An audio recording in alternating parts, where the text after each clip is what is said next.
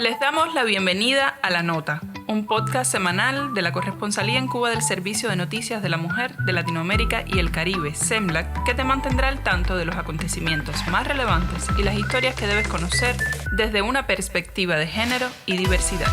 Cada semana te ofrecemos una mirada profunda y equilibrada de los sucesos que moldean nuestro entorno, con énfasis en voces feministas y diversas, así como en el impulso de proyectos emprendedores liderados por mujeres en Cuba y otras latitudes. Únete a nuestro equipo mientras exploramos, reflexionamos y conectamos con la realidad desde un enfoque transformador. ¿Todo listo para tomar la nota más importante de la semana? Prepárate para pegar en tu agenda este post-it morado. Ya comenzamos.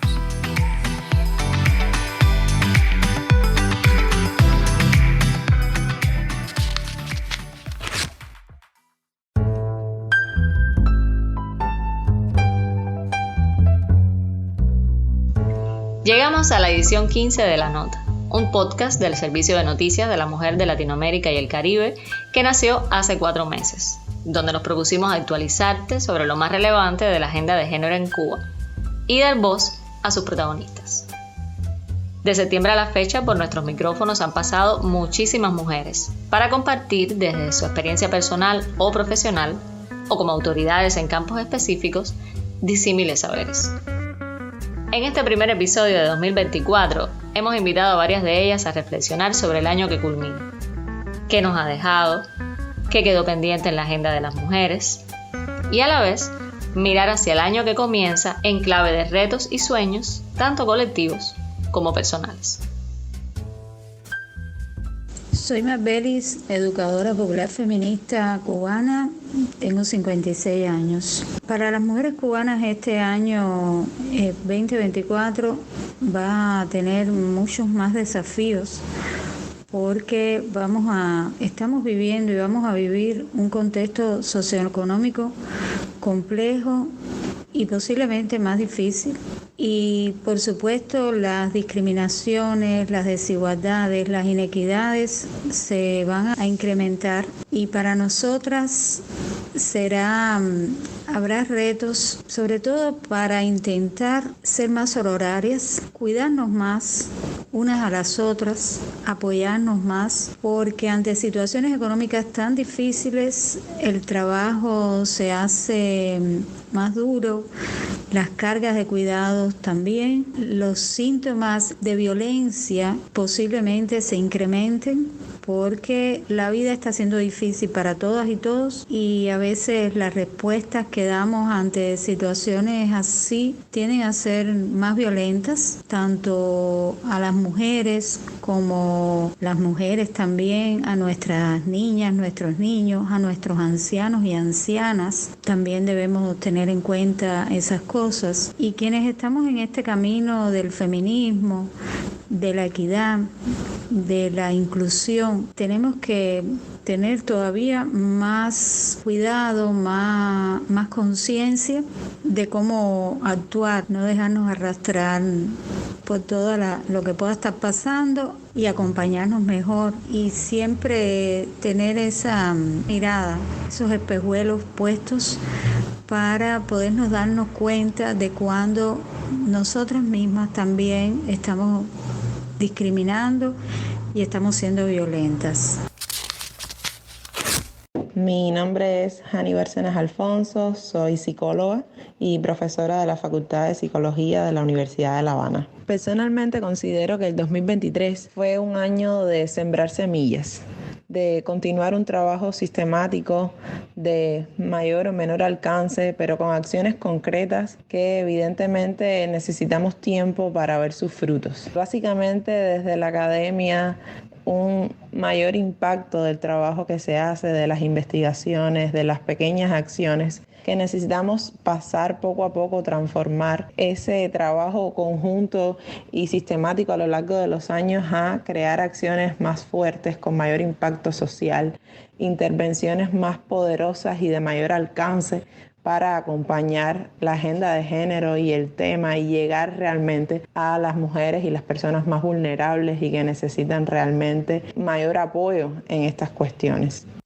El tema de la violencia hacia las mujeres es algo en lo que seguimos dando pasos, pero mi percepción es que pequeños todavía, que necesitamos un poco acelerar ese andar socialmente, acabar de lograr acciones concretas que permitan decir, bueno, esto es un paso importante para seguir caminando en esta dirección. Por ejemplo, no acabamos de tener una ley integral contra la violencia hacia las mujeres. No acabamos de realmente sensibilizar todo lo necesario a las personas, a la diversidad de actores sociales en nuestro país sobre el tema de la violencia simbólica, psicológica. Yo siento que es algo que aún hay mucho que trabajar, porque es un tipo de violencia que muchas veces es desestimada, es deslegitimada, es algo que puede dejarse pasar porque la urgencia, la situación de vida tan irritante que a veces tenemos a partir del contexto desafiante, pues eso pasa porque todos estamos estresados, ansiosos, irritados, y pues se justifica en muchos casos este tipo de comportamiento que debemos acabar de rechazar desde todos los ámbitos posibles de nuestra sociedad. Mi deseo real para 2024 es que logremos poder integrarnos y dejar de hacer acciones aisladas que no logran tener ese efecto y ese alcance esperado, porque estamos más bien desarticulados, no vemos esa visión integral para atender el tema de género, y eso yo siento que es nuestra principal debilidad y en lo que debemos enfocar todos nuestros esfuerzos en 2024.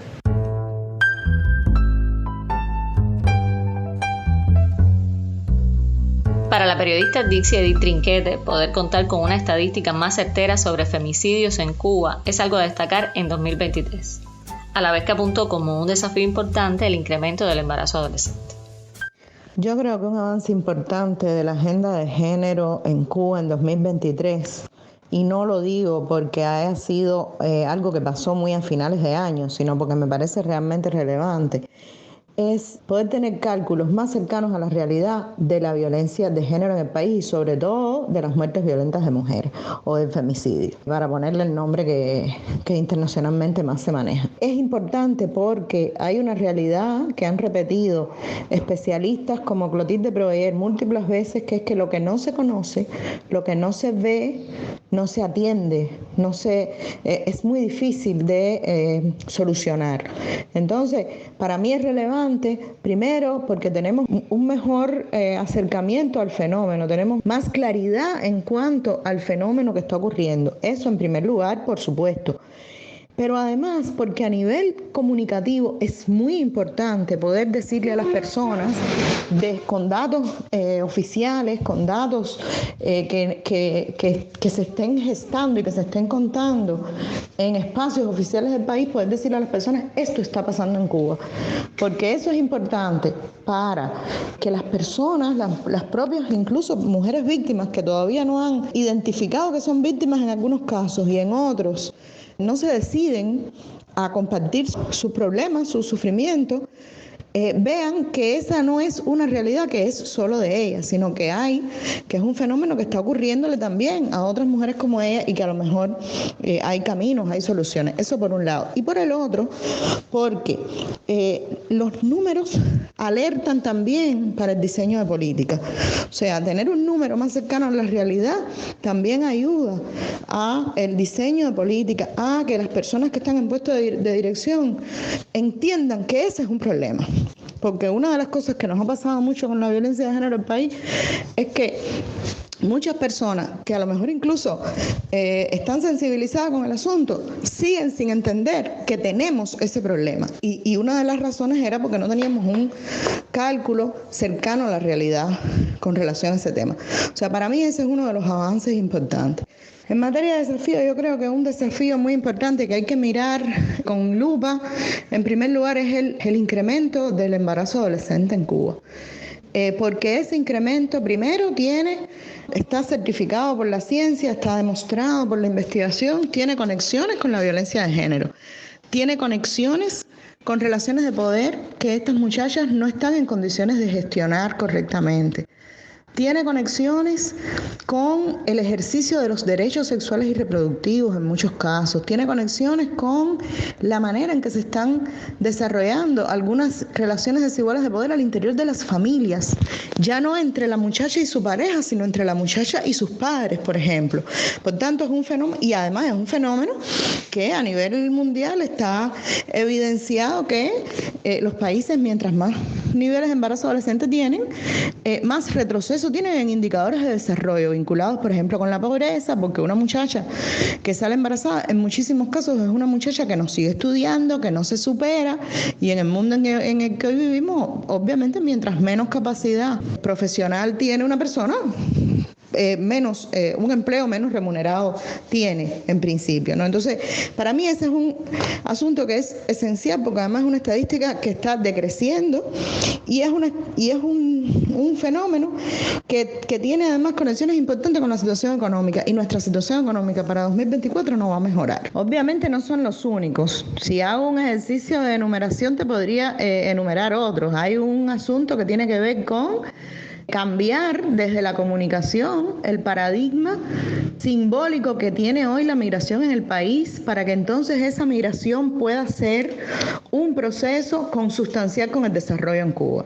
Porque la migración no va a dejar, o sea, las personas no van a dejar de migrar, pero que esas personas puedan migrar y regresar, migrar y de alguna manera insertarse en procesos de aporte a la economía, desde haciendo inversiones por un lado, o simplemente favoreciendo procesos de mejoría para sus comunidades, para sus familias. Eso puede ayudar mucho a un momento económico que es muy difícil. Pero para eso hay que desmontar simbologías políticas muy negativas que se han acumulado durante muchos años en el país en torno a la migración. Y ahí otra vez la comunicación juega un papel que es esencial, que es cómo tú desde la comunicación naturalizas la migración como algo que es normal, que en todos los países ocurre, que el mundo no se va a acabar porque las personas migren, que las personas están hoy en un lugar y mañana en otro, pero luego pueden estar en este lugar de nuevo, quizás. Eso también es un proceso que tiene otro impacto desde la comunicación que también es muy importante.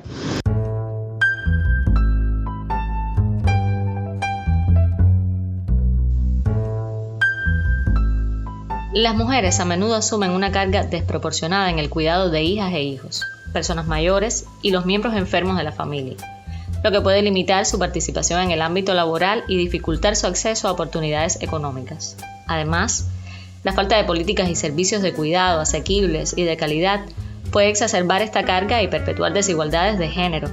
Son ellas las que por lo general tienen sobre sus hombros la responsabilidad de la vida cotidiana desde las múltiples labores, visibles o no, remuneradas o no, pero que suponen muchas más horas de trabajo que sus pares masculinos. En esa cotidianidad juegan además un papel central el proceso migratorio, y deben enfrentarse no solo a los desafíos de las ausencias y los cambios que implica, sino también a un verdadero drama familiar, un desafío que en la Cuba actual, donde cada vez más mujeres migran, adquiere una mayor relevancia.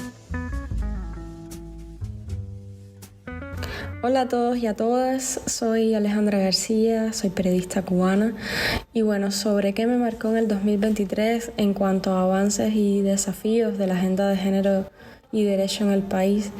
Creo que esencialmente el Código de las Familias. El Código de las Familias hizo una invitación a mirar puertas adentro de nuestros hogares y también a poner rostro y nombre a mujeres que están integradas en la sociedad, pero que siguen siendo las responsables principales de la vida en ese entorno familiar y asumen buena parte de la carga de trabajo doméstico, casi en el anonimato. Resultan excepciones todavía esas relaciones familiares que están en armonía y en corresponsabilidad. Sobre los retos que tienen las mujeres en el contexto socioeconómico cubano en este 2024, un contexto marcado por una crisis económica importante, pero bueno, creo que todavía en nuestro complejo entramado social existen y persisten estereotipos vinculados al ser hombre y al ser mujer. Esto genera prejuicios, expresiones de discriminación, sobre todo en el ámbito familiar, donde por ejemplo está instaurada la doble jornada para las mujeres o la asignación de determinados roles como el de cuidadoras. En mi caso personal, soy periodista, tengo varios empleos y bueno, uno que me ocupa bastante tiempo de mi vida diaria es el cuidar a mi abuela. Desde mi experiencia personal sí percibo carencias muy evidentes. Por ejemplo, yo creo que es momento de normalizar algunas ideas y va para aquellos que cuidan ancianos, personas vulnerables, a quienes cuidarán y bueno, quien sea que necesite este mensaje. Cuidar de una persona vulnerable deja secuelas emocionales. Ser testigo del deterioro progresivo de un ser querido es doloroso, es frustrante. Es normal e incluso imprescindible buscar apoyo psicológico, un terapeuta, una terapeuta que dé herramientas para proteger a la cuidadora o el cuidador de un daño emocional irreparable. Por otra parte, el cuidador o la cuidadora necesita también tener tiempo para sí, cuidar de sí, hacer cosas que le gusten. No se es una mala persona por tener estos espacios con uno mismo.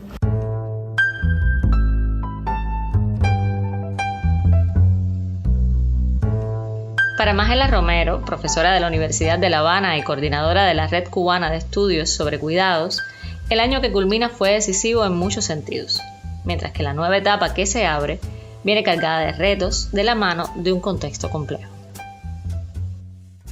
El 2023 fue un año decisivo en muchos sentidos y entre los principales aspectos que hay que resaltar fue que fue un año que nos permitió empezar a disfrutar de los logros que trajo consigo a la aprobación del nuevo Código de las Familias en el país, una apuesta por la que estuvimos trabajando muy duro varios años y que bueno, transformaba un grupo de aspectos importantísimos en la aspiración de tener una sociedad más justa, más equitativa, con más derechos para todas las personas, etc. Y en particular quiero resaltar que a fines del 2023 también se aprobó lo que va a ser las bases del Sistema Nacional para el Cuidado Integral de la Vida, una apuesta por la que desde la Red Cubana de Estudios sobre Cuidados, en alianza con la Comisión Gubernamental para este sistema, coordinada por el Ministerio de Trabajo y Seguridad Social del país, pues estuvimos trabajando también mucho. Entonces yo creo que fue un año de muchas apuestas, pero también de empezar a disfrutar o de tener ya un avance más importante en, digamos, aspectos o procesos que son trascendentales y que realmente son definitivos para lograr una sociedad más justa en términos de equidad de género. Y yo creo que para nosotros este 2024 va a ser un año muy importante, teniendo en cuenta que muchas de las apuestas pueden estar viéndose atravesadas por estos procesos de crisis, por estos procesos de agudización de algunas de las problemáticas sociales que nosotros tenemos en la mira, en nuestra agenda. Y yo creo que en este sentido va a ser un año de muchos retos en el plano de la preparación, retos en el plano del diseño de políticas, de programas, de proyectos, retos en el sentido de la búsqueda de los presupuestos que puedan tener todas estas iniciativas en la base y que puedan hacerlas sostenibles también en el tiempo. Retos también que tienen que ver con la articulación de actores como uno de los desafíos más importantes en el alcance de un máximo aprovechamiento de los recursos que hoy tiene el país y de los que no tiene y que tiene que gestionar necesariamente para avanzar en términos de equidad. Y retos también que tienen que ver con la vida de las mujeres, una vida que está marcada directamente por todas estas crisis, por todas estas problemáticas, teniendo en cuenta la centralidad que tienen en la resolución de conflictos, en la gestión de los problemas que acompañan muchas veces a las familias y también obviamente en su propio desarrollo, en su propia autonomía en medio de estas circunstancias.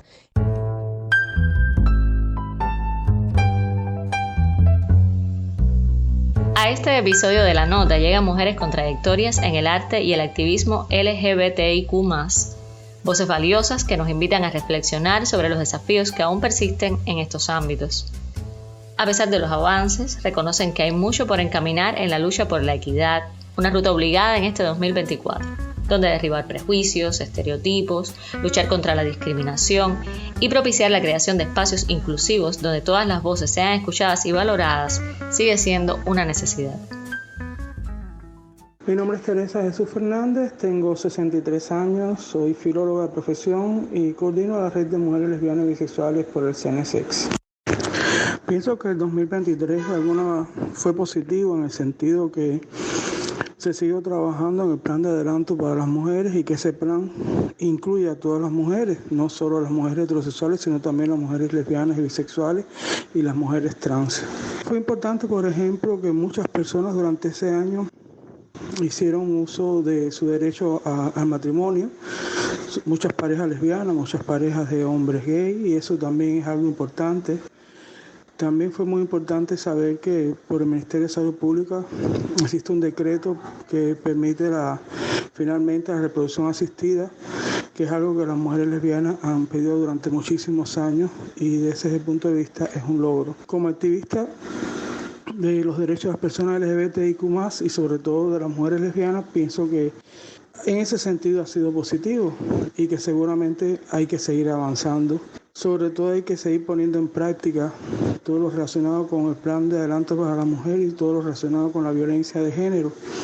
Fue muy positivo que desde el gobierno se diera una cifra de las mujeres que han muerto por violencia machista a mano de sus parejas o exparejas. Eso fue muy importante también, que esa cifra saliera desde el Estado y sobre todo que se trabaje mucho en esa realidad que nos perjudica a todas por igual. Y también pienso que una cosa que es significativa y que tendríamos que lograr para el 2024 es seguir influyendo, seguir sensibilizando sobre la necesidad de una educación integral de la sexualidad, sobre el respeto hacia todas las personas por su identidad de género, su expresión de género, su orientación sexual, sobre los derechos de todas estas personas, seguirlos afianzando, sobre todo para combatir desde la educación, desde la sensibilización, desde el conocimiento y la inteligencia, combatir todas esas discriminaciones, todos esos prejuicios que desafortunadamente todavía existen. Y creo que eso es un reto que seguramente tenemos que seguir haciendo y seguir vigilando todos esos episodios de violencia y de asesinato de mujeres. Mi nombre es Liliana Alan Hernández, soy actriz, escritora y directora de teatro. Bueno, yo creo que lo que me marcó en el 2023 fue, digamos, que darme cuenta que la aprobación del nuevo Código de las Familias es un paso, pero como lo dice la palabra, paso, realmente falta mucho todavía por subir en esa escalera de la igualdad y de la equidad, porque realmente en el pensamiento de las personas, en la manera de conducirse, de reaccionar ante ese hecho de que todos los derechos sean para todas las personas, hay mucho trabajo por hacer. Entonces me marcó el darme cuenta de eso, en que hay que continuar de manera fuerte si se quiere lograr de verdad una sociedad con mayor justicia social. Entonces yo creo que el reto es ese, crecer y seguir luchando desde el teatro por las minorías, por las personas que han sido siempre subyugadas.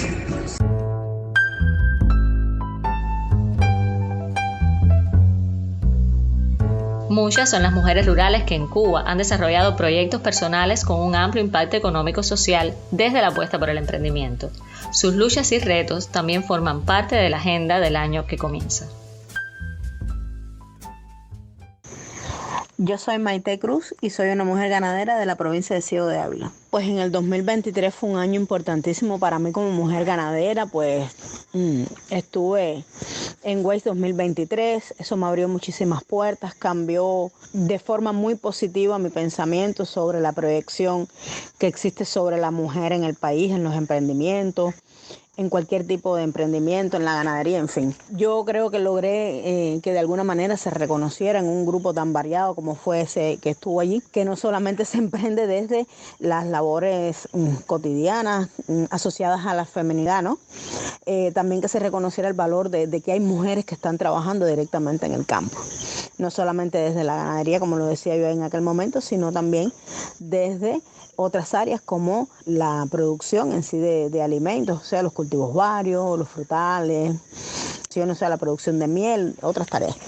También fue un año donde trabajamos no solamente por el reconocimiento de nuestra tarea como mujer ganadera, sino en el reconocimiento de una marca, la marca Margarita, que ha estado siempre asociada a la familia desde la producción de queso, desde siempre la mano de la mujer, por más de 117 años ya. Esto nos llevó a hacer un periplo prácticamente por todo el país con nuestro producto, con mucha modestia, pero con mucho interés de que se reconozca un producto tan auténtico y cubano como es el de la marca Margarita. Por supuesto que los retos que tenemos en este contexto socioeconómico es las mujeres mantenernos en la vanguardia de la producción, generar valores, generar productos, producir, tratar de sustituir importaciones, pero desde las producciones, por supuesto, locales.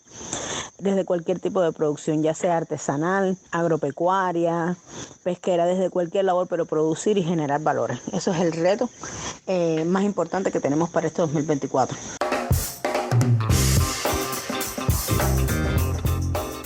Y ya estamos en Recuento Semanal, la sección que te pone al tanto de lo más actualizado en nuestra agenda. Esta semana fue noticia que Cuba cerró 2023 con descensos en la mortalidad materna e infantil en comparación con las cifras reportadas en el año 2022, las cuales aún mostraron señales del impacto de la COVID-19 en el sistema de salud del país. La razón de mortalidad materna disminuyó de 40.9 por 100.000 bebés nacidos vivos en 2022 a 38.7, lo que mantiene una tendencia a la baja desde el 176.6 de 2021, el mayor registro de los últimos años relacionado directamente con el impacto de la pandemia, según confirmaron reportes del Anuario Estadístico de Salud publicado en octubre de 2023. Pero si bien los números del 2023 apuntan a un retorno a la estabilidad previa a la pandemia, especialistas coinciden de que se trata de un aspecto de la salud que no ha mejorado de forma significativa en los últimos decenios y alertan acerca de la necesidad de estudiar el fenómeno desde perspectivas más integrales que trasciendan la atención de salud e incluyan las determinantes económicas, ambientales, sociales y político-culturales.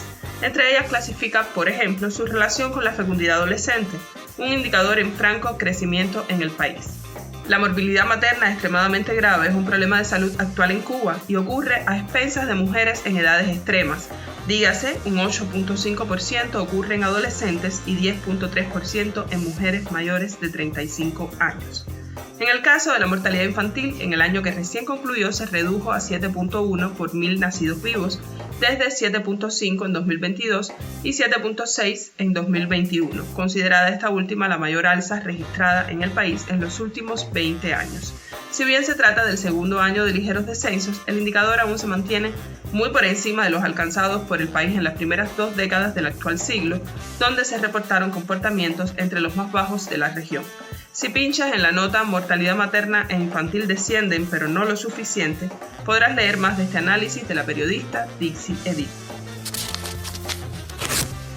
Mirar con lentes de género las relaciones en el espacio rural cubano fue, sin dudas, uno de los principales aportes de la socióloga feminista cubana Niurka Ibelices Pérez Rojas, quien falleció el pasado 8 de enero en La Habana a los 85 años. Doctora en Ciencias Históricas en la especialidad de Sociología, Pérez Rojas comenzó a estudiar las teorías de género en 1981, mientras laboraba en el Centro de Investigaciones y Estudios sobre la Reforma Agraria de Managua, Nicaragua. Allí definió su identificación con el feminismo. En Nicaragua, supe que existía el feminismo, que en Cuba no se mencionaba. Yo decía que era marxista-leninista y no feminista, pero en mi primer año allí escuché a una participante decir que era feminista-socialista. Relató en 2011 en un trabajo publicado por Semblak con motivo de los 20 años de la Cátedra de la Mujer de la Universidad de La Habana, de la que también formó parte. Me identifiqué entonces rápidamente con esa idea y empecé a leer los trabajos sobre el feminismo, agregó. Nacida en la provincia de Holguín, a unos 800 kilómetros de la capital, Pérez Rojas dedicó más de medio siglo a la enseñanza universitaria y a la investigación. La Universidad de La Habana la reconoció como profesora emérita desde el año 2015 y desde 1983 ella coordinó su equipo de estudios rurales. Desde SEMLAC lamentamos la pérdida de esta destacada profesora y reseñamos en el texto Adiós a una pionera en estudios de ruralidad y género, parte de su vida y obra. Comparado con una década atrás, hoy se habla y se conoce más sobre violencia de género en diferentes espacios de socialización en Cuba. Lo acaba de confirmar una reciente investigación que indagó sobre el conocimiento y la representación de esta problemática en universidades de varios territorios del país. Aún en fases de procesamiento definitivo, asomarse a algunos avances de los resultados obtenidos en la Universidad de La Habana puede ayudar a explicar esta afirmación. Te recomendamos la segunda parte del artículo de la doctora en Ciencias Sociológicas de la Universidad de La Habana, Yamira Hernández Pita, titulado Percepción de la violencia en la universidad, avances y alertas. ¿A dónde dirigirse a denunciar un caso de violencia? ¿Son efectivos los mecanismos que existen? Si en la primera parte de este trabajo valorábamos como un avance que estudiantes de la Universidad de La Habana de diversos perfiles profesionales, género, edad, color de la piel y afiliación religiosa lograran asociar el concepto de violencia basada en género con actitudes violentas hacia las mujeres o hacia personas con orientaciones sexuales no heteronormativas, las respuestas a estas otras interrogantes ya no son tan claras, refiere la investigadora. La encuesta a 107 estudiantes de las facultades de Economía, Física, Turismo y Sociología de la Casa de Altos Estudios Capitalina reveló que 60.6% no tenía conocimiento de espacios o servicios disponibles para atender la violencia de género, mientras que 26% tiene alguna información pero no sabe cómo acceder a ellos y solo un 13.5% aseguró tener conocimiento y las vías de acceso para pedir ayuda u orientación. Estos son solo algunos de los resultados de este estudio. Si quieres abundar más, solo debes dirigirte a nuestra web. No podemos acabar este recuento sin hacerte una invitación especial. Mantente al tanto el próximo martes 16 de enero de nuestras redes porque habrá sorpresas. Mujeres cubanas de diversas procedencias, con experiencias de vida y trayectorias profesionales destacadas, nos hablan en primera persona de sus luchas, retos y sueños. Historias que merecen ser contadas y rescatadas para la memoria colectiva. Voces inspiradoras también para la lucha por la equidad y los derechos de todas las personas. Se trata de Cubanas, una serie de entrevistas que estrenaremos y puedes seguir a través de nuestro canal de YouTube. Una vez al mes te traemos una historia por contar. Escúchanos desde iVoox y YouTube. Si das clic en redcenla-cuba.net podrás tomar notas sobre estas y otras importantes temáticas.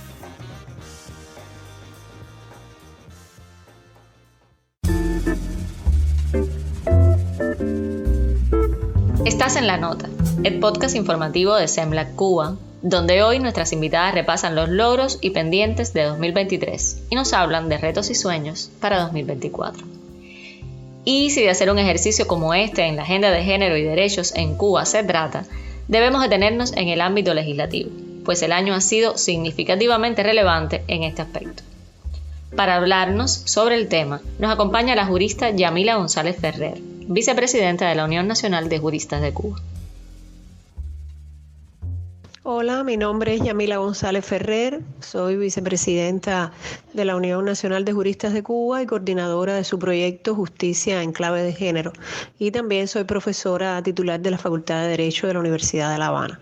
Bueno, en materia legislativa yo pienso que un hito importante ha sido la aprobación de la Ley de Salud Pública, que en materia de género, prevención de la violencia y derechos sexuales y reproductivos incorpora importantes novedades que están en correspondencia con la Constitución de la República, con el Programa Nacional para el Adelanto de las Mujeres, con la Estrategia Integral de Prevención y Atención a la Violencia de Género en el escenario familiar y el Código de las Familias. Un elemento que me parece muy importante es la incorporación en esta ley, en el artículo 136, que se reconozca el derecho de las personas a decidir si desean tener descendencia y el número del momento para hacerlo, y expresar que se preserva en todo caso el derecho de las mujeres a decidir sobre sus cuerpos.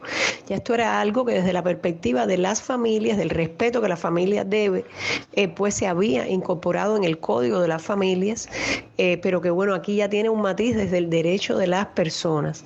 Y en este reconocimiento que esta ley hace desde esta perspectiva de los derechos de las personas, realmente fortalece mucho integralmente el respeto, repito, al derecho de las mujeres a decidir sobre sus cuerpos. Y ya en el apartado 2 de este mismo artículo se reconoce que las mujeres en ejercicio de sus derechos sexuales y reproductivos tienen el derecho a decidir sobre la terminación voluntaria del embarazo. Y esto blinda este derecho de las mujeres al aborto, a interrumpir su embarazo. Y en un país donde ese derecho se había visto en la práctica y está en nuestra dinámica, en nuestra cotidianidad como un servicio de salud, ahora ya tiene una expresión que creo que le da mucha más fuerza cuando ya tú lo enfocas desde el reconocimiento del derecho.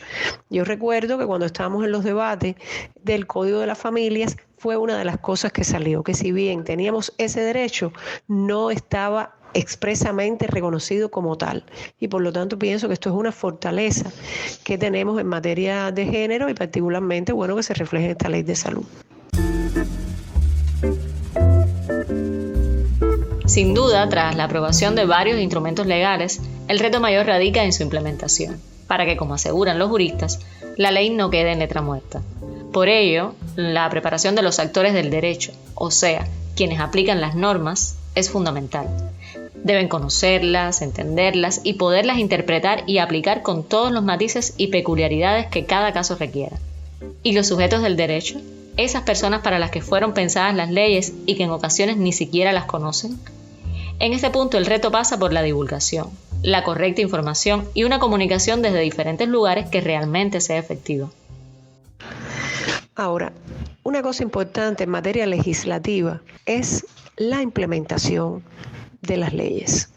Por eso yo creo que también 2023 ha sido un año en el que se ha ido avanzando en la capacitación de nuestros profesionales para la implementación de leyes que fueron aprobadas en el 2022, pero que requieren de todo ese proceso de sensibilización. Mucho hemos hablado de que todos los estereotipos, los prejuicios, demoran en transformarse, porque están incorporados en nuestra subjetividad, son siglos de patriarcado, bueno, eso lo hemos estado hablando muchísimas veces antes. Por lo tanto, el proceso de capacitación, de sensibilización de nuestros profesionales ha sido vital este año. ¿En qué normas jurídicas o en relación a qué normas jurídicas? Nuestro Código de las Familias, el Código Penal. Yo pienso también que la implementación, no solo a nivel legislativo, sino también en las políticas, tanto del Programa Nacional como de la Estrategia Integral, ese ha sido otro elemento importante. Yo pienso que en la última reunión del Comité Central, en que un tema fue precisamente en la violencia, es decir, el análisis de la situación de violencia de género en el país, y lo que explicaron las instituciones, que se ha ido avanzando en este sentido. Bueno, pues yo creo que también tenemos que apreciarlo como algo positivo. Por supuesto, tenemos muchos desafíos, porque esto no lo hemos logrado a plenitud, precisamente porque el cambio cultural que queremos, que es profundo, lleva tiempo. Pero pienso que sí ha sido un año en que nuestras instituciones, nuestras organizaciones se han enfocado en esa capacitación tan necesaria. 2024 tiene que ser un año en que sigamos capacitando, en que continuemos aportando y seamos más efectivos aportando la cultura jurídica de la población, de nuestras mujeres particularmente, para que tengan más fortaleza en el ejercicio de sus derechos. Yo creo que eso es muy importante, que tenemos que seguir trabajando profundamente en esto. También en este año 2024 se va a aprobar un grupo de leyes que debemos velar porque incorporen la perspectiva de género. Yo creo que todas las leyes deben tenerla incorporada en una u otra medida, en dependencia del tema, pero que tenga esa visión. Pienso que es muy importante.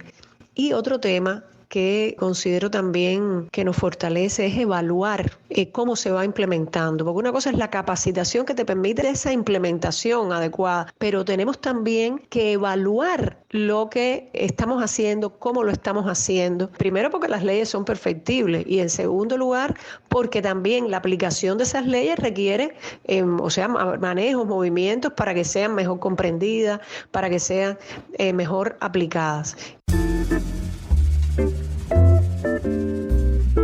El nuevo año que comienza, así lo consideran nuestras entrevistadas, será un año difícil, de retos cotidianos, de resistencia y de reinvención. Para las mujeres, especialmente retador, desde su posición de reproductoras de la vida, de cuidadoras y sostén familiar. Eso es un reto para mí, cada día en fortalecerme tanto físicamente, mi salud, mis cuidados, mis autocuidados, como emocionalmente, porque también estamos viviendo una situación muy triste a nivel familiar. Muchas de nosotras, yo incluida, soy madre de hija e hijo que han emigrado y eso también nos lleva a una carga emocional y muy dura, en la cual también tenemos que acompañarnos y apoyarnos unas a otras para poder sobrellevar, ¿no?, esta situación y que no va a parar, lamentablemente, va a continuar y cada día somos más las familias que estamos fracturadas por el fenómeno de la migración en Cuba. Mi deseo también es para 2024 y además un reto para nosotras mujeres cubanas, poder volver a tener esa percepción, esa sensación de que podemos encontrar el bienestar en todos los sentidos de la palabra aquí en Cuba. Poder sentir nuevamente que aquí podemos lograr nuestros deseos, nuestras metas, nuestros proyectos, que podemos satisfacer nuestras necesidades y que no nos sintamos en la obligación de tener que movernos hacia otro país para lograr eso que aquí no logramos. Que el proyecto migratorio sea un proyecto desde el deseo, desde la oportunidad, desde los nuevos proyectos y metas personales y también familiares, pero que no sea sentido como una obligación o como una única solución posible. Mi mayor reto para este nuevo año va a ser seguir creciendo como profesional a la par de garantizar, por supuesto, las atenciones necesarias para mi abuela en medio de una red de apoyo familiar escasa, pero que se ha fortalecido poco a poco y hoy tengo enfermeras y enfermeros maravillosos que me ayudan en esta labor tortuosa de ver envejecer a un ser querido. Y bueno, mi reto como mujer es mantenerme, por supuesto, en la ganadería, lograr que se reconozca que es una tarea que necesita un reconocimiento económico y un apoyo económico por parte del país para recuperar la producción de un producto tan básico e importante como es la leche y, por supuesto, sus derivados lácteos. Tengo muchas metas, tengo muchos sueños, siempre sueño con un país mejor, siempre sueño con una sociedad mejor, siempre sueño con un futuro mejor para las nuevas generaciones y esas apuestas demandan de nuestro tiempo, demandan de nuestro empeño, en un panorama que es bastante complejo, en un panorama que es bastante adverso desde el punto de vista económico, desde el punto de vista político también, desde el punto de vista de las emociones, de los afectos, por las distancias, por las partidas, por la dolencia que muchas veces provocan también las ausencias de seres queridos que son importantes. Entonces yo sueño con un mundo mejor y ese mundo mejor yo estoy segura que depende del día a día. Por eso cuando me preguntan de los sueños, solamente puedo decir que los sueños son sueños hasta que te levantas y los haces realidad, y eso es lo que nos hace vivir cada día en una apuesta que nos trasciende como seres humanos.